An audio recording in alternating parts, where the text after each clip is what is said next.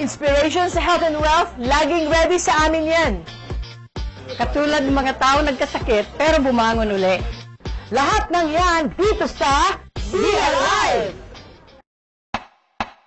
Here we go.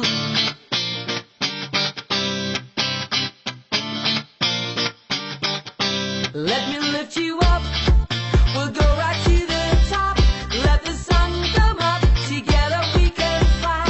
All our hearts collide. Stay here by my side. I say we jump, we fly, we reach out to the sky. And it goes on and on and on and on and on. And we go on and on and on and on. And it goes on and on and on and on and on. And we go on and on and on and on. We're gonna fly high, be alive. Yeah, we're gonna fly high, be alive. We're gonna fly high, be alive.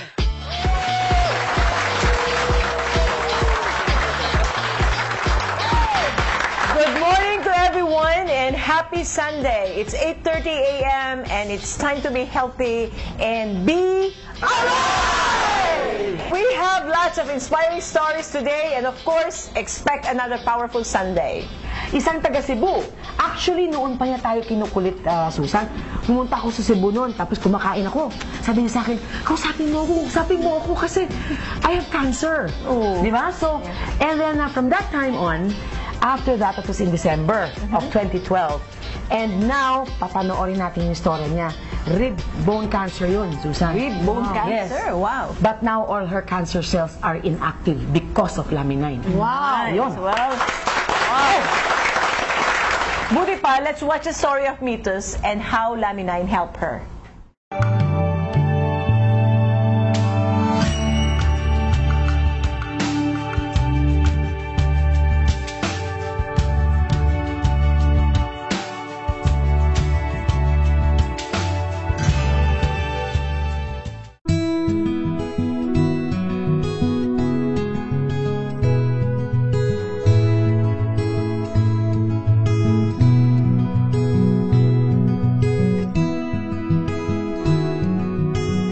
Malaking pagsubok sa buhay ang dinaanan ni Mitos Nepomuceno, taga Cebu. Iba't ibang sakit ang dumapo. Bukod pa dyan, namatay ang kanyang asawa. Malaki rin ang halagang nagagastos ni Mitos. My husband was in the hospital 11 months and he passed away. And 7 months after, I found out that there was a lump here. And I was alone. It was a difficult thing to accept that there is such a thing. A week after that, I was told it's malignant. Matinding depresyon ang naramdaman ni Mitos dahil sa mga pangyayari sa kanyang buhay. Hanggang sa makilala niya mismo ang Lamine. I saw Anna in December 2012 and I was desperate.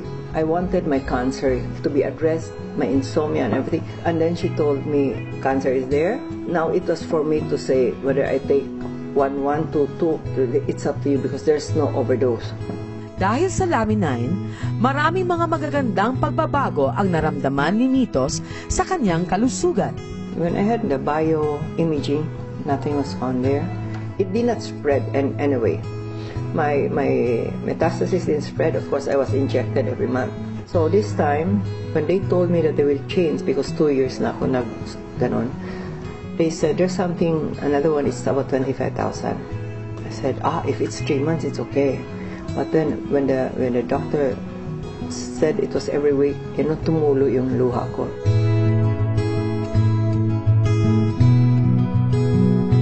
I took Lamine for a month. I was tested in Manila. The results of my bioresonance imaging, my cancer cells are inactive. My depression definitely is gone. It was so deep. I was so alone. Literally. Ako po si Charms. Kasama po kami dito sa cancer support group. Kilala ko po siya noon pa, few years back. Talagang depressed siya. Ibang-iba po talaga siya ngayon after taking Laminine, and she looks so vibrant. She looks even better, and she's so happy, and I'm so convinced that she's really here and so much alive for a purpose. Pakiramdam ay guminhawa, sakit na darama halos mawala na. Ang nararanasang depresyon na uwi sa inspirasyon para lalong harapin ang magandang buhay. Lahat ng yan, hatid ng Laminine.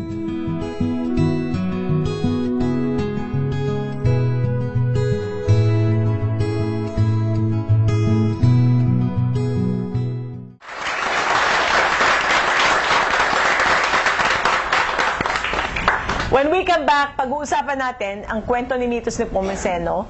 So relax lang po kayo dyan. Babalik ang Be Alive.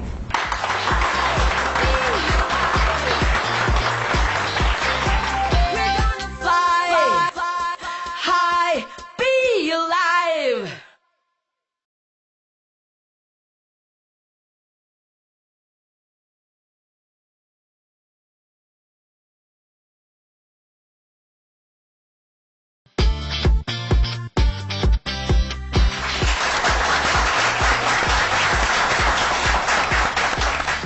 Let's welcome our doctors today, Dr. Mario Ramirez, Dr. Arlie Imperio, and Rhea Magalona. Ang topic po natin ngayon is depression and of course yung rib cancer, no? Rib cage cancer, oo.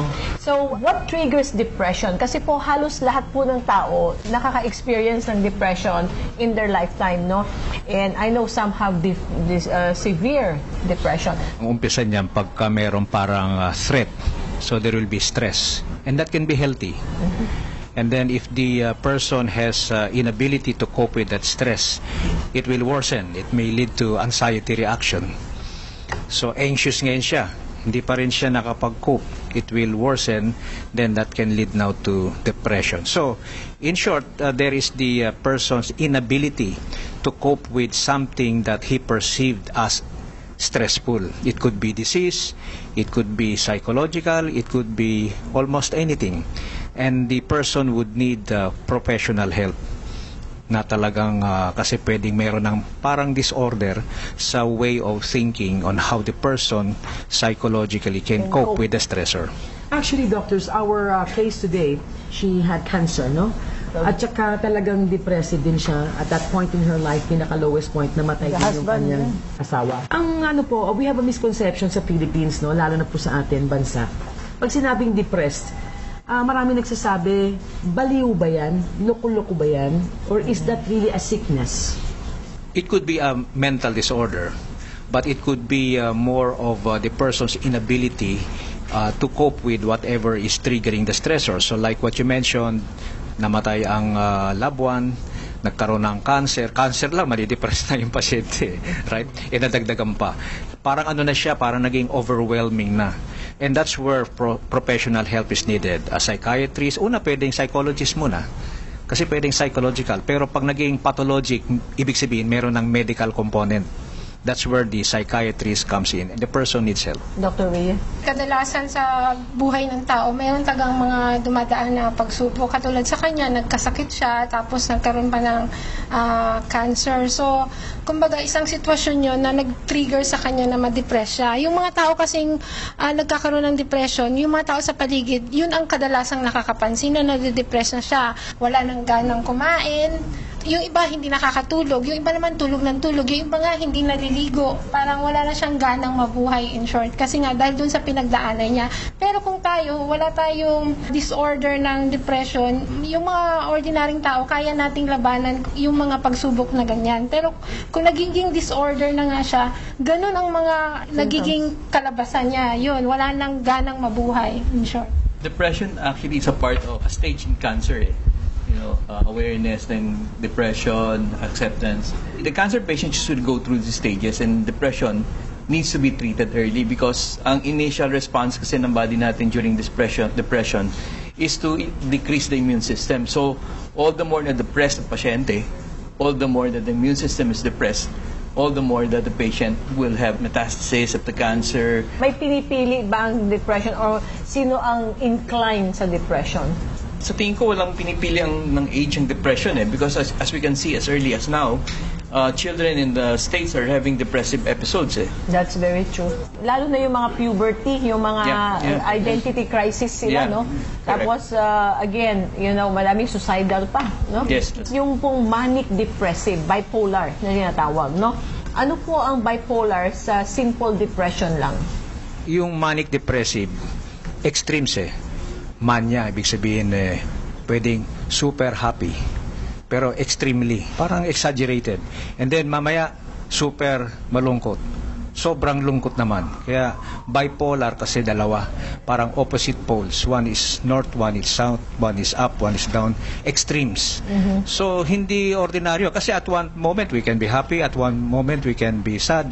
But that's normal. Pero ito yung extreme. Yung parang napapansin mo, parang naiiba talaga. Now, with the Mitos ni Pomoceno, she was depressed for understandable reason, no? And Laminin helped her? Well, the depression was lifted, plus the problem was the cancer, no? Na naging inactive yung kanyang cancer cells, which is, wow, di ba? Talagang grabe ang Laminin.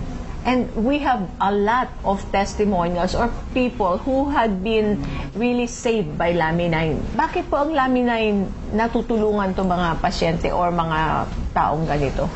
If you look at the components of laminin, the sharp cartilage, to decrease angiogenesis, which is the development of new arteries in cancer. So, if there is no new blood supply to the cancer tumor, the tumor will shrink. It will regress. And the same thing, sharp cartilage has chondroitin sulfate. Chondroitin sulfate has been found out to be very good against pain, cancer pains. So, that alone, that two combination alone has increased the possibility of regression of the cancer, regression of the pain, and the possible well-being of the patient. Yung egg powder extract coming from the 9-day-old fertilized chicken egg has been observed by the researchers that it will balance. Una, yung hypothalamus. The hypothalamus is the middle brain or midbrain. That is where the emotions are located, whether it's positive or negative. And then the pituitary gland, that's the master gland of the body. Lahat ng hormones babalansin, and the adrenal gland. So pag binalanse yung ganyan, na-enhance yung homeostatic response o kaya yung homeostasis, yung balance, yung the body's ability to balance itself, maintain itself, heal itself will be enhanced. And this can come from functional food like the egg powder extract. So pag na-balance yun, di magkakaroon ng improvement kasi ang katawan ng tao tatlo sa totoo lang. Una, yung physical body. Pero meron din siyang emotional body, meron din siyang mental body. Nagkaroon ng problema sa body, cancer, na affected yung kanyang emotional and mental body. Eh kung mahina yon, hindi na-strengthen through culture, through genetics, through environment, through programming, mahina. Pwedeng ang body malakas, adult, pero baka yung emotional body, childish, yun, pwede magkaroon ng mga mental and emotional disorders. So, the treatment should involve these three areas. And apparently, the 9-day-old fertilized chicken egg extract or yung proto-embryonic stage extract would balance the three immediately. Kasi serotonin will affect the mind. And then the limbic system will balance the emotion. And then at the same time, it will strengthen the cells. Physical kagad. Mental, emotional, physical body simultaneously. That is the unique combination, synergistically working from this egg powder extract. And with the fibroblast growth factor. Yes. So something is there that will direct everything. Because on the 9th day, it's liquid. There is no cell created yet. But the cell will be created. The stem cells will be created, and then the stem cell will be directed to differentiate. Who is the one telling to be created and to be directed? There must be something present there, and it is only God who has placed it there, and apparently we seem to be able to get it and put it into capsule form. This is only found in Laminin. And probably the only one in the world. Yeah. Fantastic. Fibroblast growth factor is one component of laminine that is very unique as compared to what is available in the market. Fibroblast growth factor is a signal protein. Siya po yung nagbibigay ng signal sa mga cells natin. Yung kay Nitos po, di ba may cancer siya? Kasi yung cancer po, pwedeng primary, doon nagsimula taga sa bone cancer, o yung nangyari sa kanya, secondary bone cancer, dahil doon sa breast cancer niya. Pwede kasing secondary, pwedeng makuha mo sa breast, sa lungs, sa prostate, sa thyroid, or sa kidneys. Yung nangyari nga sa kanya, from the breast, kumalat sa bone ng ribs niya. So, meron kasing abnormal signal doon na dapat pag abnormal na yung cell, magsusuicide na siya ng kusa kasi useless na siya sa katawan ng tao. Kumbaga, kung magpapatuloy siya na magparami, na abnormal na siya, that will be the tumor and then cancer cell and then will spread to other systems. So, yan yung tinatawag na metastasis. Ang ginagawa po ng fibroblast growth factor na nasa produkto nating laminine, nagbibigay siya ng signal na, oops, mali na yung ginagawa mo, hindi ka na dapat magparami kasi damage ka na cell. So, from that on, mag-stop na yung multiplication niya, at the same time, mag-shrink na rin yung... Ang galing, ang galing. Wow. Wow. Katulad na sabi lagi ni Dr. Arlie, it repairs, it rebuilds, it regenerates. Kaya tinan mo, Susan, ito sa Be Alive, tinatanong nila sa atin, bakit pinag-uusapan nyo sakit? Pero lahat ng tao dito masaya. Kasi lahat naglalaminine. Everyday po, ang dami po naming testimonials na kulang po yung TV show. Kailangan araw-araw ang show natin. Thank you, doctors. And, I hope that ang laking tulong ng laminine. Una, it's not as expensive as the psychotic medicines that they produce. Wala pong side effect. Natural lahat. If you can eat egg, you can have laminine. Pagbalik po ng Be Alive, we will be giving you Susan Barlin, the lady who is responsible for bringing laminine to our country. At pag-uusapan naman po natin ang kabuhayan. Be Alive, we'll be right back.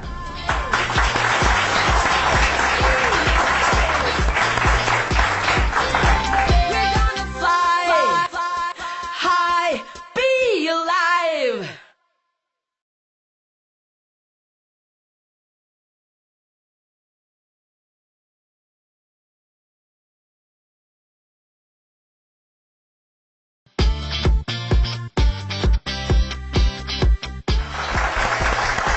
Welcome back at Be Alive. So today, pag-uusapan po natin, hindi lang po kalusugan, kundi kabuhayan rin. Olan Ignacio and Ellie Martos, our top 2 leaders here, ang mga strong advocate po ng laminine sa pag-spread po sa buong Pilipinas. Olan. Maraming salamat, Ma'am Susan. Nagpapasalamat po ako sa ngayon po. Kasama ko po si Mr. S.P. Spinola, isa pong negosyante. Kasama po namin ni Ma'am Susan sa advocacy namin kung paano natin matulungan ang ating inang bayan. Sa totoo lang, it took almost 3 to 4 months akong kinukulit netong ni Olan. Pinapatayin ko na siya ng cellphone sa inis ko. Ayoko talaga siyang intindihin. Pero nung dumating po yung time na stroke yung bayo ko, pinag-aralan ko yung laminine. And habang pinag-aralan ko siya, nahawa yung papa ni Mrs. na 87 years old, na mild stroke din. Sabi ko, why not try? Sinubukan ko, maniwala kayo sa hindi. Ako mismo, hindi makapaniwala. In 3 days, nakalabas sa hospital yung papa ni Mrs. na halos mamamatay na. Wow. Okay? And nang makita ko na miracle pill siya sa Google, sabi ko parang sobrang hype. Tuesday po nangyari nung 3 days na lumabas sa hospital ng papa ni Mrs. Nung Wednesday po, yung kuya ni Mrs. nag-text sa akin yung ate Mili nagbabantay sa Bicol, na sabi niya, si Kuya Joe nakatayo, nakalakad mag-isa, half body paralyzed po yun before. Wow! Kaya grabe talaga. In 2 weeks time, nakatulong ko sa 3 tao because of laminine. Pero na-realize ko, may isang bagay na matindi magpagaling ang laminine, yung sakit sa bulsa, na maraming Pilipino stage 4 na. Yung sakit sa Kaya nung makita ko, nakakatuwa kasi yung ginawa ko siya, sobrang hype ko na mag-share ng ganda ng produkto, yung resulta grabe. Yung kita ng 2 CEO, normally ng mga kumpanya, kinikita ko lang dito naman part-time.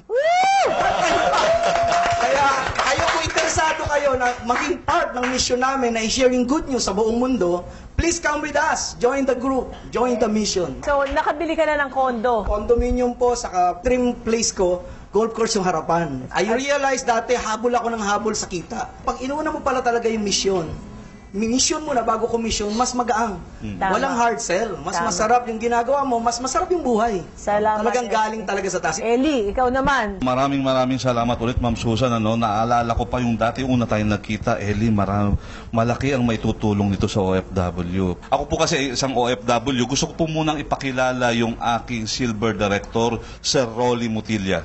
Masaya kami dahil lagi tayong be alive. Being part ng Forever Rich, Laminine, natutuwa kami na i-share sa mga tao. Of course kami, nakinabang, mga kakilala, mga kaibigan, natutuwa kami kasi halos yakapin nila kami. Yes. Magpasalamat at ipaalam kay Ma'am Susan at sa Life Farm na talagang ang daming natulungan ng mga may sakit.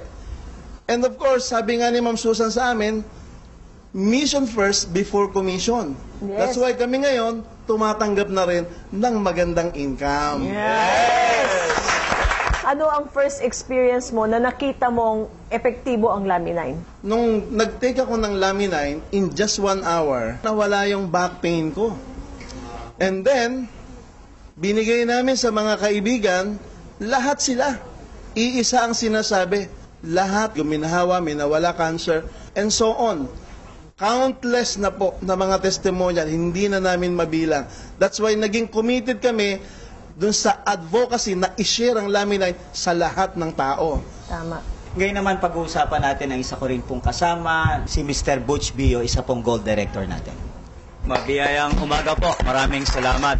Kung sila po ay meron pong mga nabahagian ng produkto ng Laminine, ako po mismo, sa paniniwala ko po sa Laminine, ako ang unang binigyan ng himala. Nagkaroon po ako ng sakit ng almost 1 year. Yung sakit po na yon, natuyo po lahat yon sa magitan po ng Laminine. Dati ang timbang ko po, napakalaki. Ngayon po ay bumaba, pero sa dahil sa Laminine, nabalansi po yung katawan ko at naging maskulado po ulit ako.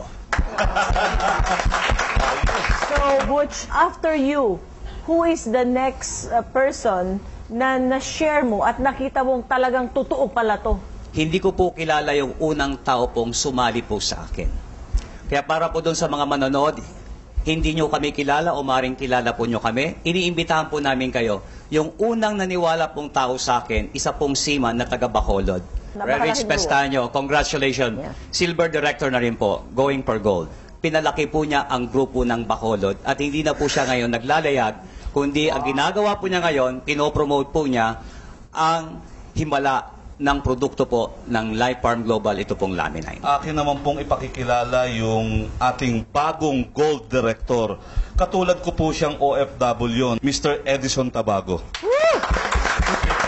Bali, nag-start ito nung I was invited by my upline na umattend ng isang seminar. Parang ayaw namin, Sir Roland. Kasi baka kung ano networking na naman to. So, binigyan po niya ako ng isang capsule. Pareho kami ng nararamdaman ni Sir Rolly.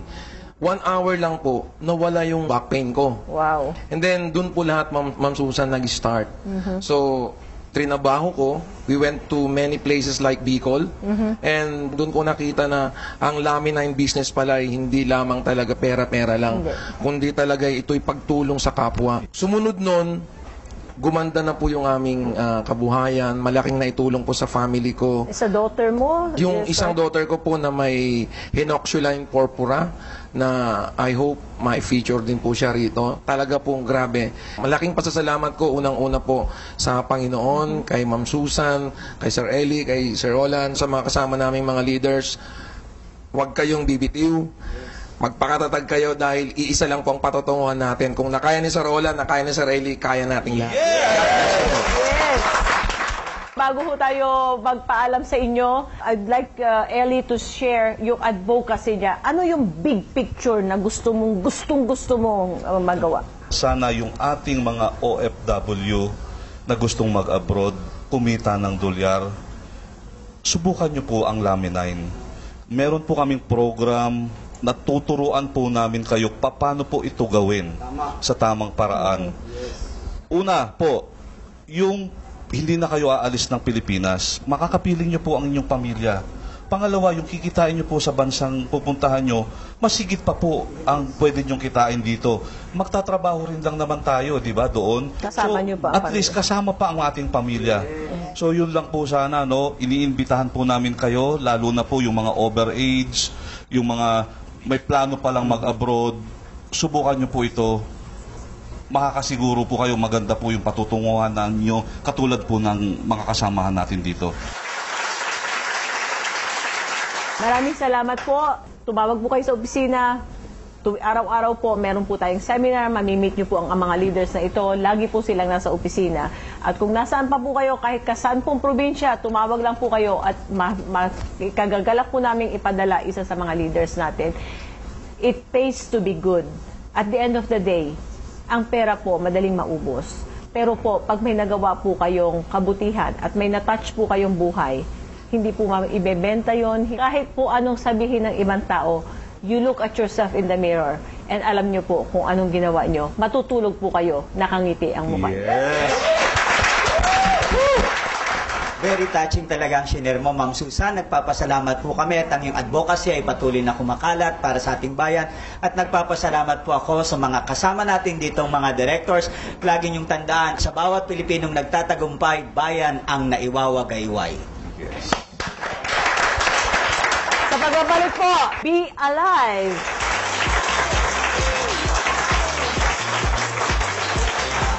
We're gonna fly high, be alive.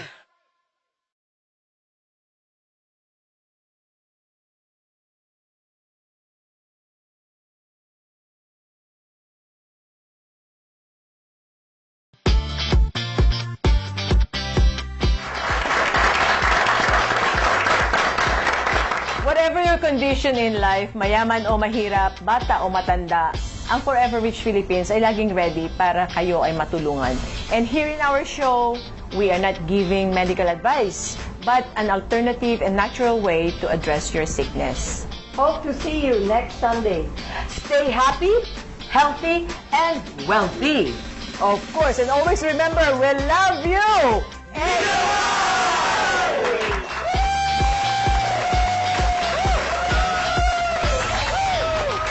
Be Alive would like to thank the following: